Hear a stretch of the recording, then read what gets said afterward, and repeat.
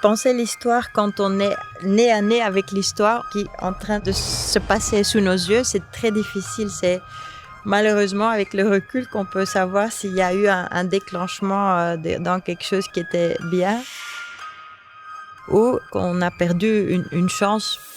Il y a naturellement toujours cet espoir qu'on prend le temps de réfléchir et dire voilà, c'était pas bon avant. Je peux pas encore être rassurée là-dessus parce que je ne sais pas quelle sera la masse critique. Il y aura beaucoup de choses à gérer aussi au niveau économique, au niveau de l'inégalité. Donc pour moi, ça dépendra des réponses qu'on fournira par la suite et à combien on sera pour vouloir un changement. Après 3 mois de confinement, la Belgique renoue depuis ce lundi 8 juin avec une vie plus ou moins normale. La phase 3 du déconfinement est amorcée et on peut commencer à espérer mettre derrière nous ce moment inédit de l'histoire contemporaine. Un accident de parcours qu'on finira par oublier ou le moteur d'un vrai changement, c'est l'une des questions que l'on a posées à Caroline Pauwels, rectrice de la VUB, qui nous a fait le plaisir d'être l'invitée du dernier épisode de C'était mieux demain.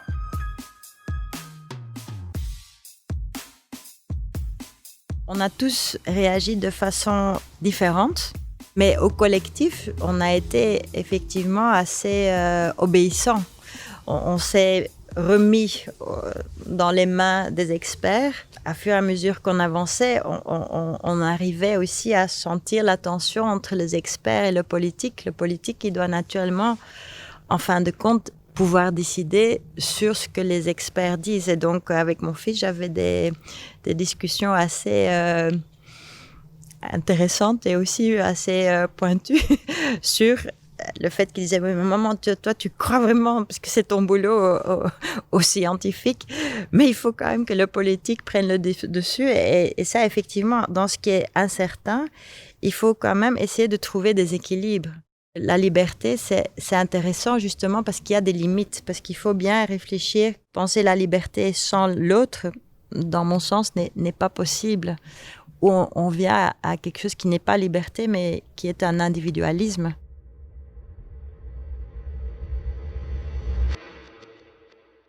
Donc, on a parlé beaucoup sur le concept de la liberté, et de ce qui nous est cher et ce qu'on prend peut-être trop souvent comme des évidences.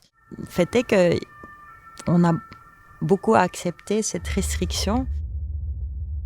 Dès le moment où ça touche la santé ou la sécurité, c'est très facile à faire passer des choses. Et c'est un peu le discours qu'on a naturellement. Et je n'en veux pas aux politiques. Je crois que chacun de nous doit vraiment se rendre bien compte de ce qu'on peut faire avec nos données. Et une crise sanitaire comme on a eu, effectivement, peut accélérer, tout comme 9/11. Ça a été, voilà, on veut œuvrer contre le terrorisme, donc on acceptera d'être filmé, tout ça. Et à nouveau, maintenant, dans le corona, effectivement, on réfléchit aux apps qui peuvent nous aider à faire du contact tracing. C'est au fait un peu la même dynamique, c'est les mêmes choses. Donc, il y a un échange, il y a un trade-off entre une liberté, une sorte de assurance qu'on, voilà, je suis sain et sauf, et quelque chose quand même qui peut avoir des effets différents de ce qu'on avait espéré. Et je crois que c'est aussi à nous, les citoyens, de poser les questions.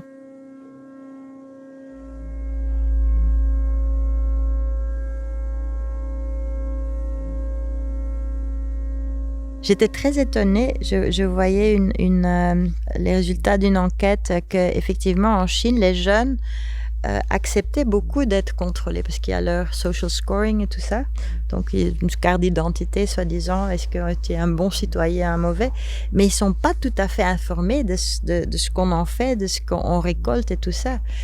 Donc, je crois qu'il faut rester très alerte. C'est aussi aux universités de former les jeunes. Et parfois, les jeunes sont déjà plus malins que nous. Notre génération, je le prends sur moi. Mais il faut être très attentif à ce genre de discours qui passe facilement dans un moment de crise. Et il faut bien calculer à long terme quel est le prix qu'on va payer concernant ces choses.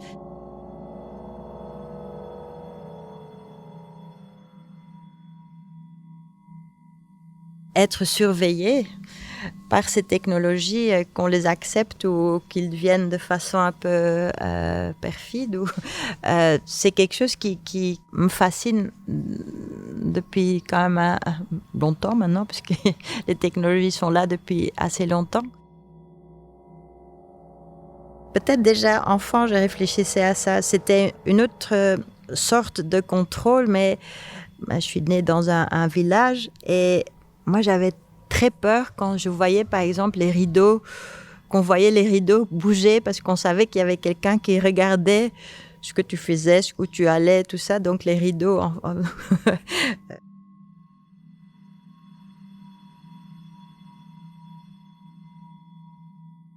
Il y a toutes ces expressions aussi dans le catholicisme. Ici, on ne jure pas, Dieu te voit. Donc cet œil omniprésent, ça a été quelque chose donc, de tous les temps. Big Brother a été écrit quand même il y a très longtemps.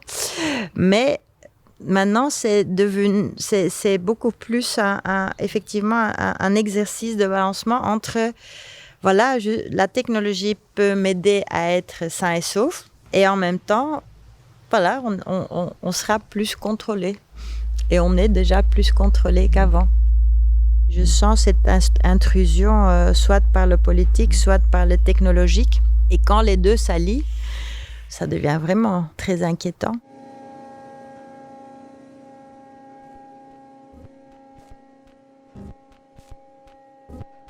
On est en Europe, pour beaucoup d'institutions d'enseignement, encore beaucoup trop dans ce qu'on a toujours fait. On donne des cours dans des grands auditoires, on table encore beaucoup en évaluation sur le par cœur et parfois il faut du par cœur. Il faut avoir une connaissance parfois immédiate. Il y a des profs qui ne veulent pas que les étudiants aient des ordinateurs dans l'auditoire. Je trouve ça étonnant parce que c'est l'outil d'aujourd'hui. Mais par contre, parfois, il faut pouvoir fermer les ordinateurs et avoir une autre sorte de discussion. Et il faut parfois aussi pouvoir réfléchir de ce qu'on a aussi en tête. Donc, je trouve qu'il faut réfléchir à un modèle pédagogique et d'évaluation par la suite. Donc, ça va ensemble, naturellement. Et je crois qu'on ne peut pas prendre cette situation qui était brutale comme le moment où il faut s'orienter, parce que maintenant, beaucoup de profs et d'étudiants trouvent que c'est nul, l'enseignement digital. Je les comprends, parce qu'on n'a pas vraiment bien réfléchi, mais l'avantage qu'au moins, maintenant, on a dû le faire. Donc, tout le monde, chacun de nous, a maintenant, sait beaucoup mieux qu'est-ce qui va et qu'est-ce qui ne va pas. Il faut aussi oser avouer ce qui est bien dans le digital. Maintenant, tout le monde est à un stade, prof et étudiants, on n'en veut plus. L'année prochaine, on veut des auditoires, on veut tous être dans les auditoires et tout ça. Je suis désolée, mais un enseignement dans les auditoires où on est à 1000 m'a jamais semblé très attractif, ni bon pédagogiquement. C'est une expérience. Et c'est bien d'avoir cette expérience, mais je crois qu'on peut faire mieux quand même.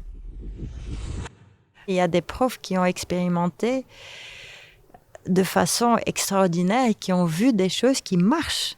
Il faut qu'ils aient le courage de dire « pour moi, ça a marché, c'était mieux de ce que je faisais avant ». Donc, il faut trouver cet équilibre entre la transmission de connaissances, que je crois que c'est vraiment, ça continue à être important, mais aussi avoir confiance dans nos étudiants qui soient capables, mais aussi les inciter à être capables de gérer en autonomie l'apprentissage de ces connaissances et de poser des questions aussi. On ne pose pas beaucoup de questions dans un auditoire. Quand on est quand même un campus avec 145 nationalités, quand il y a une mixité de nationalités, on voit qu'il y a beaucoup plus d'interactions parce que les étudiants à l'international souvent posent beaucoup plus de questions et ont été habitués à ce genre d'échange beaucoup plus que nos étudiants néerlandophones. Donc, il y a à côté à nouveau de la technologie, toute une mentalité, une sorte de comportement culturel qui est très différent parce qu'on est aussi encore dans des systèmes de classe où c'est très hiérarchique.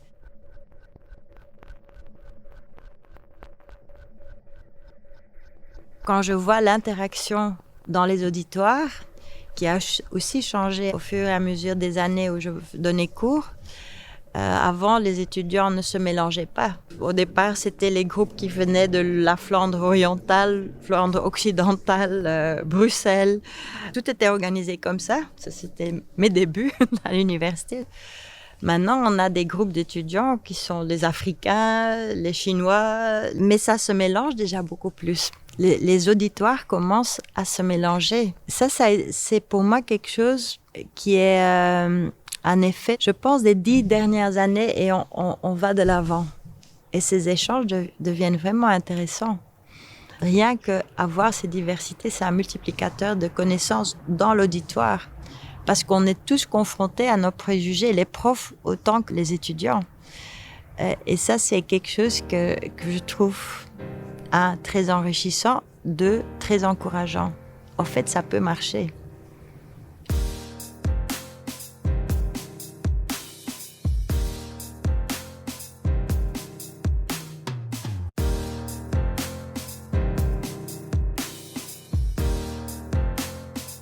Je crois qu'on a un peu vu la science au travail et penser que les scientifiques allaient vraiment donner toutes les réponses, ça c'était impossible. Mais il y a des gens qui ont attendu ça. Ils attendent des réponses claires à quelque chose qui est incertain. On ne le sait pas non plus. On sait des choses sur le climat. On sait ce qu'il faut faire. Naturellement, le politique doit mettre des choses en route. Mais ça, c'est à nouveau, quand on a une action politique, c'est comme dans un flipper. Il y a plein de réactions, il y a des lumières partout. Et on peut dire, mais est-ce qu'ils n'auraient pas pu prévoir ça? Non, on ne peut pas tout prévoir. Une action politique met des choses en marche, dont certains ont été prévus et d'autres pas du tout, parce que ce n'est pas possible. Et donc, la politique ne peut pas être parfaite. La science n'est pas parfaite non plus. Si on veut des réponses parfaites à un problème complexe, c'est impossible.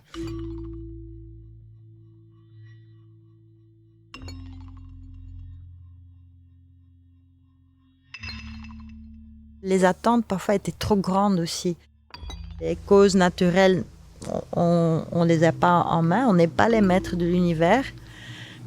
Oui, je tiens compte de ça aussi, c'est mon pessimisme de la raison, mais ce n'est pas ma volonté de vivre avec cette peur ou avec cette apathie ou ce fatalisme que voilà, on pourra rien faire. Ça, c'est un choix d'être dans la vie. Il se peut que peut-être dans 2 ans, quand on se revoit, que je suis complètement pessimiste et je dis voilà, si on avait su, on n'aurait pas eu cette conversation sur la terrasse, il faisait beau, c'était les derniers moments. C'est possible. Pour moi, les deux sont possibles, le bon et le mauvais. Il faut voir ces éléments, ce puzzle qui se met ou qui ne se met pas du tout. Je n'ose pas dire que ça changera. J'espère que ça changera. Et j'espère surtout que ça changera pour de bon, pour quelque chose de bien. C'était Mieux demain, un podcast LN24 réalisé par Brieux Beckers, Guillaume Denil et Vincent Schmitt. N'oubliez pas de vous abonner à LN24 sur votre plateforme de podcast favorite. Retrouvez-nous également sur YouTube et en télévision. Plus d'informations sur ln24.be.